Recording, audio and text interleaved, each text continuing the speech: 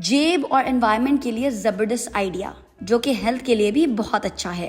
अपने घर पर उगाएं ऑफ सीजन सब्जियां और फल और उनके बेतहाशा हेल्थ बेनिफिट्स का फायदा उठाएं।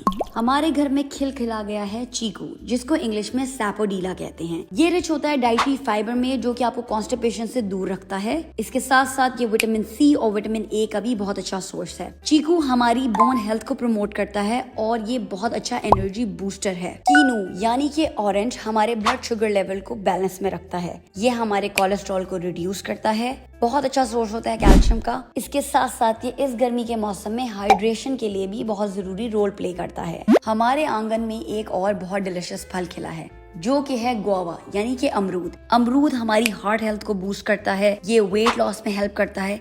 इसके साथ साथ ये हमारी गट हेल्थ के लिए भी बहुत अच्छा होता है। लेमन के फायदे कौन नहीं जानता, ये रिच होता है विटामिन सी में। इसके साथ साथ ये हेल्प करता है हमारी